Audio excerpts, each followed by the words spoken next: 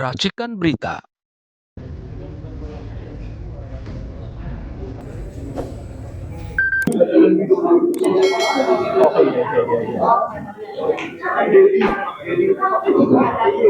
Saya mau nanya aja Pak Irwan.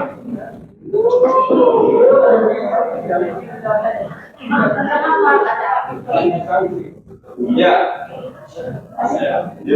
Jadi begini, sebentar saya jelaskan dulu ya. Mediasi itu bisa mediasi sebagian, ya. Bisa mediasi sebagian, baik mediasi sebagian mengenai subjeknya, orang-orang yang digugat, baik mengenai sebagian mengenai objeknya, hal-hal yang berkaitan dengan yang digugat. Alhamdulillah hari ini kami membersamai Pak Victor dan beberapa orang ya untuk sidang perdana. Nah kebetulan sebagai yang mengajukan perkara ini, yaitu prinsipal kami Pak Victor hadir hari ini. Kami meminta Pak Victor memberikan keterangan dengan sidang pertama ini. Ayo Bang. Ya, selamat pagi kawan-kawan. Terima kasih kepada kawan-kawan pengacara yang ikut mendampingi perkara ini.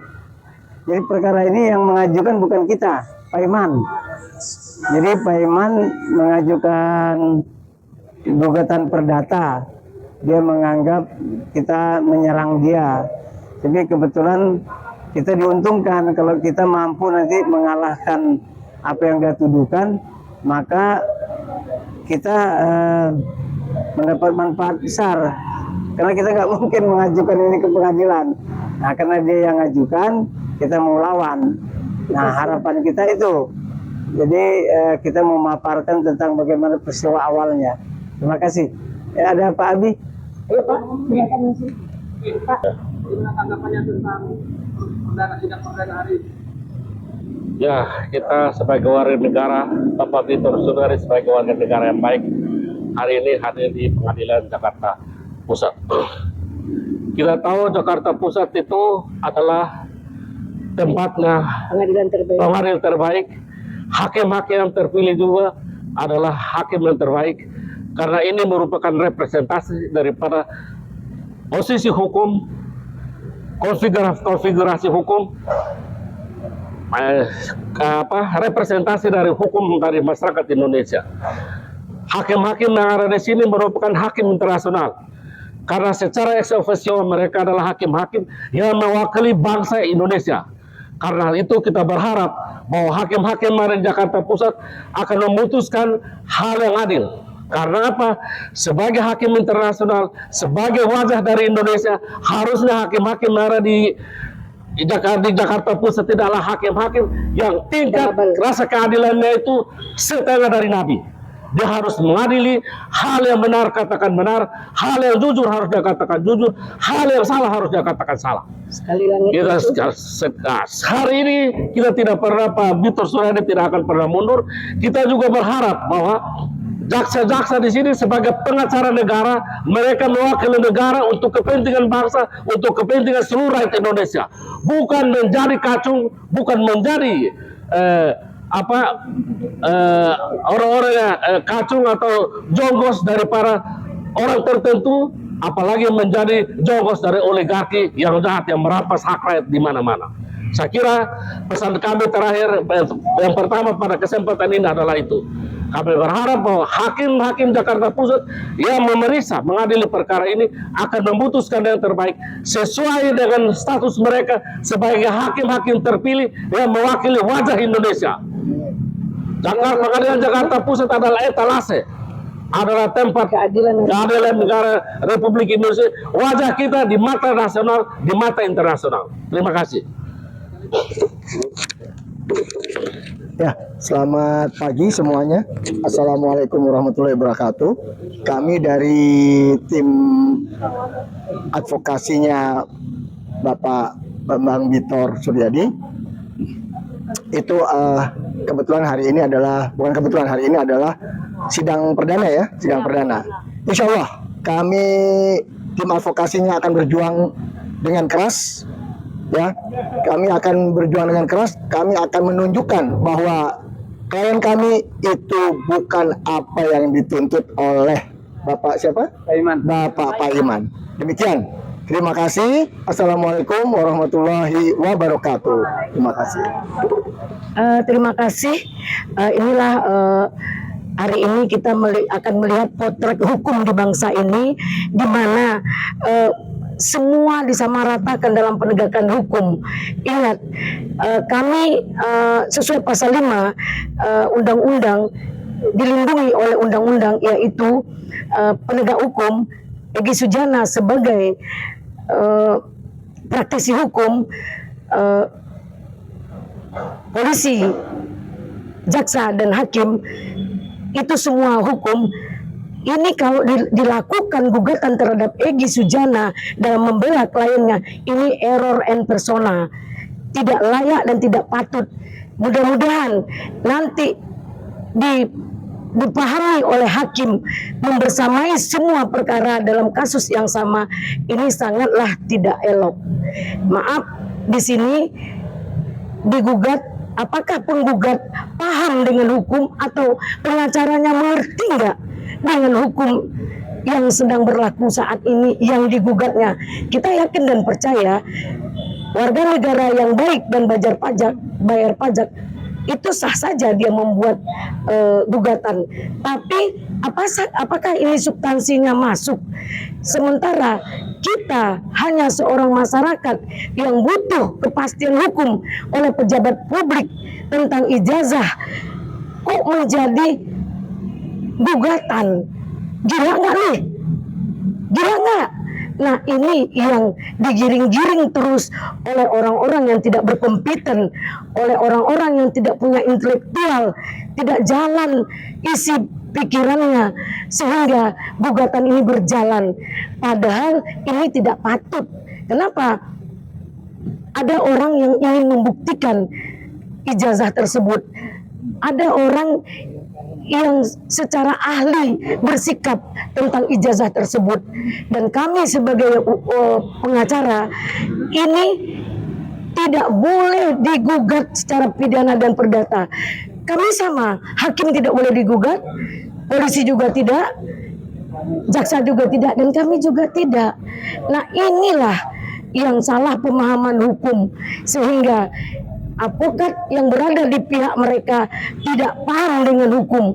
Boleh dikatakan dia hanya mencari kepentingan pribadi, mencari uang, sehingga dia tidak punya nilai-nilai dalam penegakan hukum itu sendiri. Terjadilah perkara ini di persidangan. Tapi ada baiknya, seperti Pak Pitor sampaikan tadi, bahwa ini peluang biar kami paparkan semuanya, karena ini sangat penting. Kadang-kadang ya, maling teriak maling. Kadang-kadang dia yang berbuat berlagak bersih, sok hebat, sok tahu. Inilah yang terjadi. Karena seolah-olah hukum bisa dibeli. Ingat, biarpun langit runtuh, keadilan akan kami tegakkan. Dan kami akan cari siapa semuanya dalam dalang-dalang ini. Mungkin itu ya Pak, ada tambahan? Ya, cukup. Ya, mungkin itu dari saya. Mudah-mudahan kita akan menjalankan ini dengan sebaik-baiknya dan akan mendapatkan bukti terang benderang. Terima kasih. Tapi sedikit Bang, ini tidak puas Bang, ini netizen Bang. Itu apakah betul Bang, dugaan dan indikasi pemerasan sekitar 15 juta, apa benar itu Bang? Kalau saya pikir 15 juta, ya kalau konteksnya pemerasan dan kayaknya terlalu agak berlebihan ya. Terlalu kecil itu Bang ya? Karena nilainya cuma 15 juta gitu. Masya Allah. Masa 15 juta dikatakan pemerasan, ya kan? Itu kan angka yang sebenarnya ya nggak inilah Bang, nggak. Ya, tidak masuk akal ya. Imbang lah gitu. Ya, silakan Ibu Soraya, bisa ditambahi lagi. Bagaimana persiapan yang sudah dilakukan Bu? Assalamualaikum warahmatullahi wabarakatuh. Waalaikumsalam warahmatullahi wabarakatuh. Prinsipnya kami Ya. sama-sama para advokat dan lawyer prinsipnya sama. Ya. Di sini datang karena persoalan keadilan dan kebenaran. Luar Kami biasa. semuanya pengacara-pengacara profesional yang penegasannya tidak menerima bayaran, Allah. tapi dengan Dan tidak ada hati bohir. dan tidak ada bohir. Kami kami datang kemarin semata-mata adalah menegakkan keadilan tadi. Nah, Bu ada Soraya, sedikit ini ramai sekali di belakang Iya. pengacara Bang Vitor dan yang lain ini ada bohir, ada orang besar itu. penegasannya tadi sudah saya katakan dan rekan-rekan saya bahwa tidak ada bohir di sini. Pasti tidak ada ya. Insya Allah tidak ada bohir. Luar biasa. Bohir kami hanya Allah Subhanahu Wa Taala. Takbir. Luar Itu saja. biasa Ibu Raya. Ya. Dan harapan dalam sidang nanti ini apa? Harapannya adalah keadilan, kebenaran ditegakkan di persidangan hari ini dan untuk selanjutnya. Jadi itu yang kami harapkan. Kebenaran dan keadilan ditegakkan karena kami ingin menegakkan supremasi hukum di negeri ini yang sudah agak carut marut, luar biasa, diacak-acak. Ya. Dibikin Satu lagi berantakan. Bu, banyak sekali ini Bang Vitor dan juga yang lain atau juga ada pengikut-pengikutnya ini merasa dikriminalisasi. Apa benar itu? Kalau benar dari sisi mana itu? Ya, kalau kita bicara kriminalisasi, Ya. sudah jelas semua mata mengarah bisa mengkritisi bahwa ada tindakan, ada hal-hal, ada niat-niat dari sebagian atau dari mereka yang masuk dan rencananya ingin mengkriminalisasi klien kita. Ya. Adapun itu kebenarannya, kita akan buktikan nanti di persidangan. Di dalam. Yes. Karena sidang kita ini baru akan dimulai. Ya, luar biasa ini. Seandainya sidang nanti ini berjalan 6 bulan gitu. Kalau persidangan ini sangat lama sekali, bagaimana tanggapannya? Yang pasti kita ingin menempuh persidangan cepat. Cepat. Karena ada memang disiapkan tempat fasilitasnya, sederhana dan cepat. Kita mau mencoba menempuh upaya persidangan yang cepat. Jadi harapan kita adalah cepat selesai. Ya. Sehingga akhirnya bisa terjawab lah seperti apa dan bagaimana, apakah benar ada kriminalisasi di sini dan lain sebagainya. Dan kita akan buktikan itu nanti di persidangan. Ya, silakan closing statement-nya Oke. Bu Soraya, pesan kepada Bang Vitor dan juga ada 12 orang, bahkan kalau perlu pesan kepada para jaksa, para hakim dan Bapak polisi. Silakan. Yang pasti pesan kami adalah Ya. untuk klien kita Ya. tetap semangat, tetap mau berjuang bersama kami. Kita ingin menegakkan kebenaran dan keadilan. Ya. Dan untuk para penegak hukum, kita minta kepada mereka dan orang-orang yang berada di persidangan ini nantinya, saya minta mereka punya jiwa integritas. Punya moral Sehingga, juga ya. integritas dengan moralitas, membela kebenaran dan menegakkan keadilan di bumi Indonesia yang kita cintai ini. Jadi tidak ada lagi tindakan-tindakan kriminalisasi di bumi ini. Dan siapa-siapa saja yang dikriminalisasi kita tidak mau dan tidak ingin. Tidak boleh Tidak. terjadi seperti penangkapan para ulama, Tidak para boleh baik, terjadi para tokoh-tokoh. kembali. Ya. Tidak boleh ya, harus Yes. berhenti. Yes, mungkin ada Ya, tambahan. silakan Bang. Tambahan sedikit. Terakhir Bang. Ya. Statement. Oh sorry. Ya, silakan. Mempertegas apa yang disampaikan ini Ya. tentang harapan. Ya. Kami berharap kepada para jaksa, para hakim, para polisi dan semua para penegak hukum yang menangani kasus perkara Jokowi ini itu betul-betul berdiri di atas kebenaran, kejujuran, keadilan. Apalagi ini di Jakarta Pusat. Kami minta Majelis Hakim yang ada di Jakarta Pusat menempatkan diri dia sebagai hakim internasional. Karena hakim-hakim yang bertugas di Jakarta Pusat ini adalah hakim irasional yang juga bertugas sebagai hakim internasional secara ex officio. Karena itu mereka harus menempatkan diri bahwa diri mereka di atas pundak mereka, berdirilah mereka di atas panggung wajahnya Indonesia di mata hukum, baik di tingkat nasional maupun di tingkat internasional. Ini yang harus. Jadi jangan sampai ada harapan dari masyarakat atau keyakinan masyarakat, hakim-hakim yang ada di Jakarta Pusat yang mestinya orang-orang tertinggi punya integritas tinggi, bukan hakim ecek-ecek, bukan jongkosnya Jokowi, bukan jongkosnya para oligarki, tetapi mereka adalah hakim yang mewakili wajah Indonesia untuk menegakkan keadilan kebenaran di negara ini dan juga wajah martabat bangsa Indonesia di mata internasional. Ini yang harus diterapkan oleh hakim-hakim di Jakarta Pusat. Begitu juga jaksa dan polisi. Jaksa sebagai pengacara negara harus menempatkan diri sebagai wakil daripada kepentingan bangsa dan negara ini. Bukan menjadi jongkos, bukan menjadi kacau oligarki atau pesanan dari orang-orang tertentu. Yang terjadi ini kriminalisasi. Soal tuduhan-tuduhan ini semua hanya kriminalisasi. Yang jelas, Victor dan kami semua teman-teman pengacara, kita tidak pernah akan mundur. Tetap kita teguh, kita akan mempertahankan keadilan kebenaran di negeri ini demi kebaikan anak cucu kita, anak cucu hakim, anak cucu jaksa, anak cucu polisi, anak cucu bapak dan kita semua. Bukan untuk siapa-siapa. Kita malu terhadap pengamatan dari masyarakat internasional. Hakim Indonesia kok main-main dengan hukum. Dan ini hari kita bertepatan. Kita ada di ruang Kusuma Atmaja. Ahli hukum internasional yang bicara tentang hak itu. Maka materi perkara ini harus benar-benar diperjuangkan dan dipertahankan integritasnya oleh hakim-hakim yang mengadili perkara ini. Jangan main-main dengan hukum. Kita jangan sampai mempermalukan hukum. Takbir. Terima kasih. Mungkin Terakhir Bang. Terakhir Bang. Apa?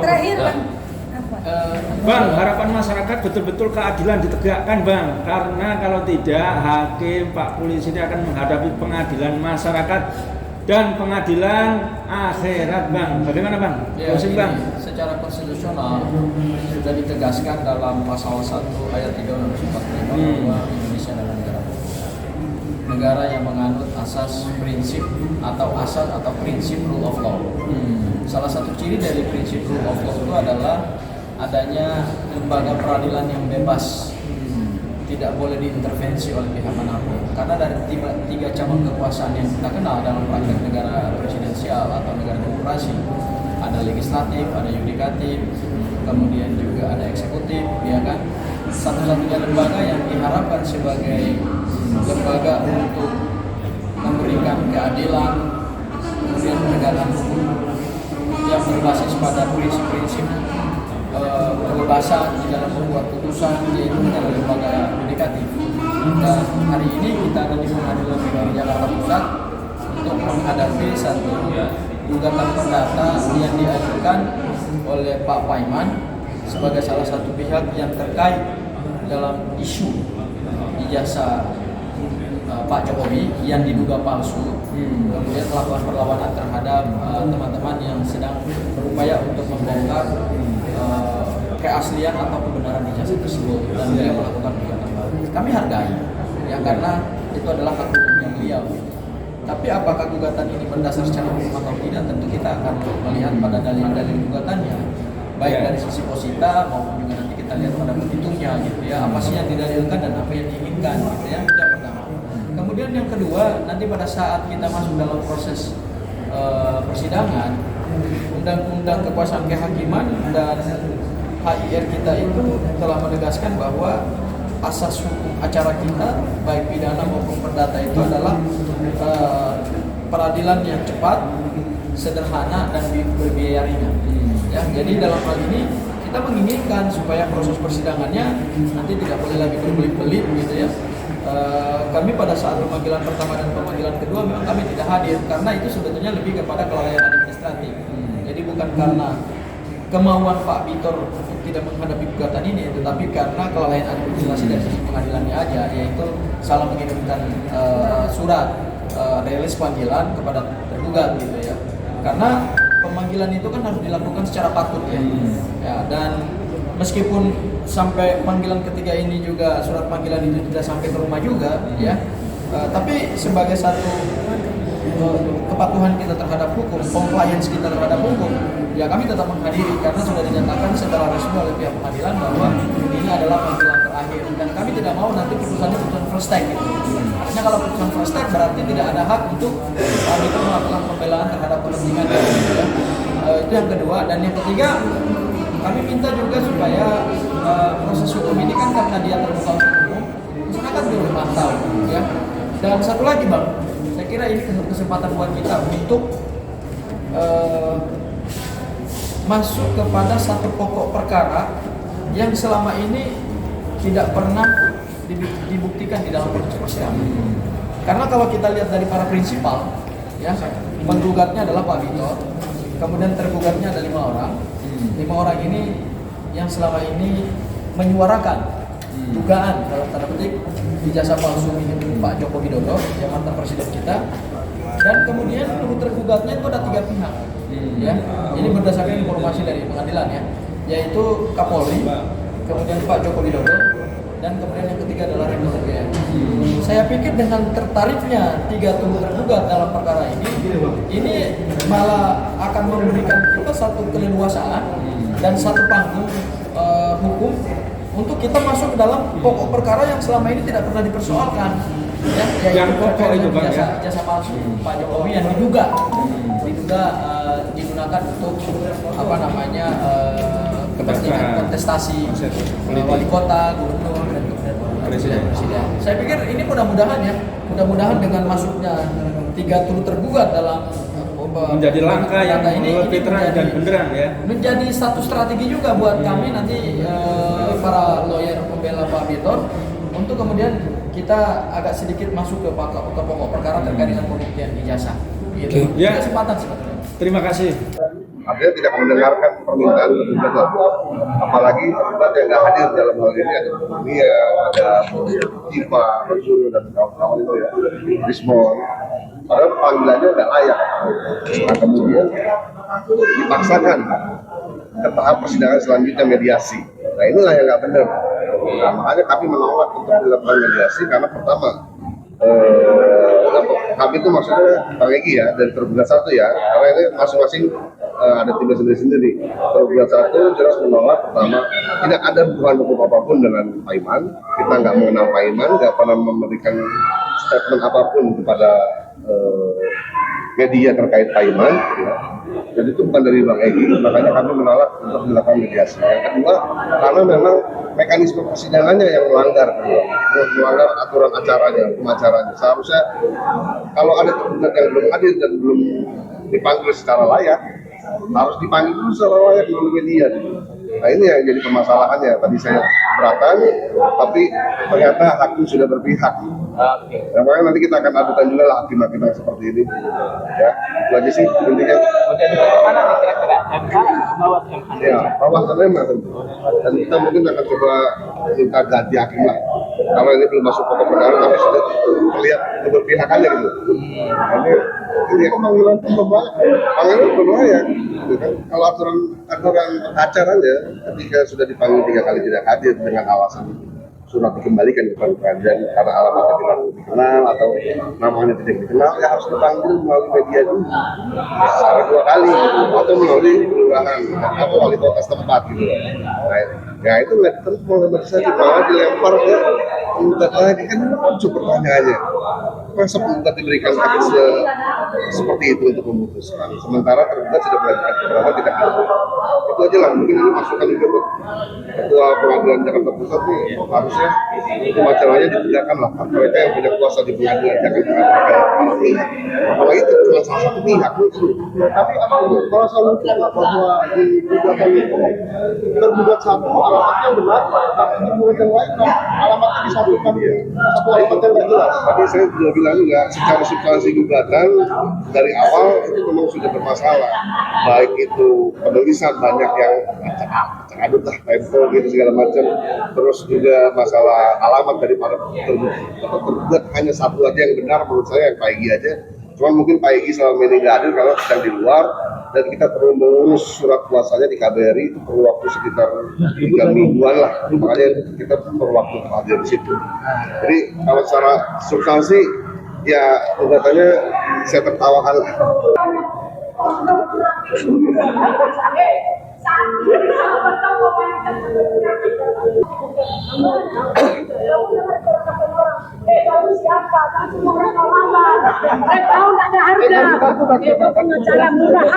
Kau ketika masalah kau naik, kau pura-pura bela Jokowi, padahal kau fix, tidak ada ijazah, tidak ada pengacara, tidak ada. Sudah kuasa, pakai rok, perempuan, najis.